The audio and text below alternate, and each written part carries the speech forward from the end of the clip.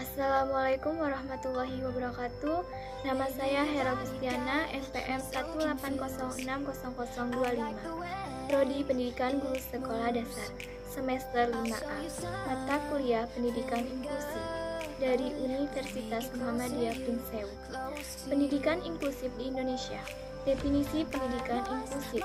Istilah pendidikan inklusif atau inklusi mulai mengungkapkan sejak tahun 1990 ketika Konferensi Dunia tentang Pendidikan untuk Semua yang diteruskan dengan pernyataan Salamanca tentang pendidikan inklusif pada tahun 1994. Pendidikan inklusif memiliki prinsip dasar bahwa selama memungkinkan, semua anak seyogyanya belajar bersama-sama tanpa memandang kesulitan atau perbedaan yang mungkin ada pada mereka. Pengertian pendidikan inklusif. Pendidikan inklusif adalah sistem layanan pendidikan yang masyarakatnya anak berkebutuhan khusus belajar di sekolah-sekolah terdekat, di kelas biasanya bersama teman-teman seusianya. Sekolah penyelenggara pendidikan inklusif adalah sekolah yang menampung semua murid di kelas yang sama. Sekolah ini menyediakan program pendidikan yang layak, menantang, tetapi disesuaikan dengan kemampuan dan kebutuhan setiap murid, maupun bantuan dan dukungan yang dapat diberikan oleh para guru agar anak-anak berhasil.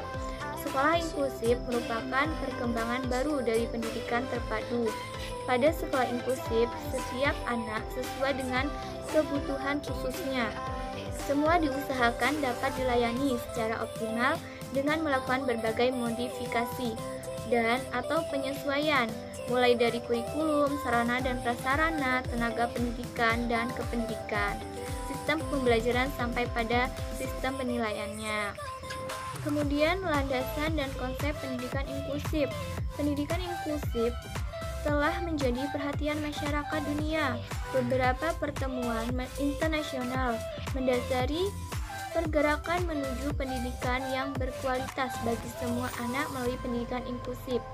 Landasan hukum dan landasan konseptual menjadi landasan bagi gerakan menuju pendidikan inklusif di Indonesia, yaitu yang pertama Deklarasi Hak Asasi Manusia tahun 1948, yang kedua Konvensi Hak Anak tahun 1989, yang ketiga Konferensi Dunia tentang Pendidikan untuk Semua tahun 1990, yang keempat Persamaan Kesempatan bagi Orang Berkelainan tahun 1993, yang kelima Pernyataan Salamanca tentang Pendidikan Inklusi tahun 1994, yang keenam Komitmen Dasar Mengenai Pendidikan untuk Semua tahun 2000, yang ketujuh Deklarasi Bandung tahun 2004.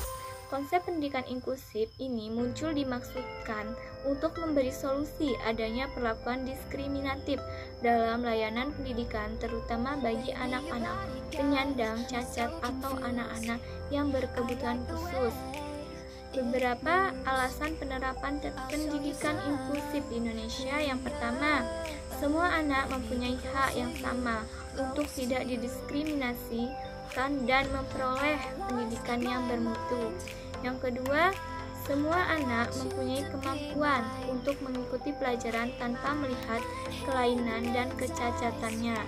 Yang ketiga, perbedaan merupakan penguat dalam meningkatkan mutu pembelajaran bagi semua anak.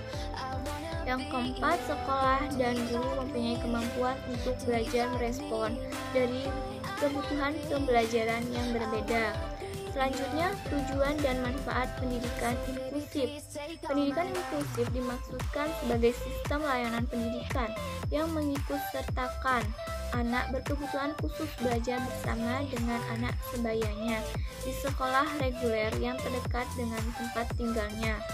Penyelenggaraan pendidikan inklusif ini menuntut pihak sekolah melakukan penyesuaian baik dari segi kurikulum, sarana dan prasarana pendidikan maupun sistem pembelajaran yang disesuaikan dengan kebutuhan individu peserta didik. Kemudian manfaat pendidikan inklusif, yaitu yang pertama membangun kesadaran dan konsensus pentingnya pendidikan inklusif, sekaligus menghilangkan sikap dan nilai yang diskriminatif. Yang kedua, melibatkan dan memberdayakan masyarakat untuk melakukan analisis situasi pendidikan lokal, mengumpulkan informasi sesuai anak pada setiap distrik dan mengidentifikasi alasan mengapa mereka tidak sekolah.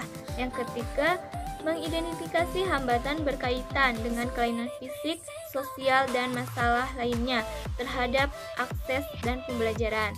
Yang keempat, melibatkan masyarakat dalam melakukan perencanaan dan monitoring mutu pendidikan bagi semua anak. Selanjutnya, hal-hal yang harus diperhatikan sekolah dalam penyelenggaraan pendidikan inklusif. Yang pertama, sekolah harus menyediakan kondisi kelas yang hangat, ramah, menerima keanekaragaman, dan menghargai perbedaan. Yang kedua, sekolah harus siap mengelola kelas yang heterogen dengan menerapkan kurikulum dan pembelajaran yang bersifat individual. Lalu yang ketiga, guru harus menerapkan pembelajaran yang interaktif. Yang keempat, guru dituntut melakukan kolaborasi dengan profesi atau sumber daya lain dalam perencanaan, pelaksanaan, dan evaluasi. Selanjutnya yang terakhir, guru dituntut melibatkan orang tua secara bermakna dalam proses pendidikan. Baiklah, itu saja yang dapat saya sampaikan. Saya akhiri, wassalamualaikum warahmatullahi wabarakatuh.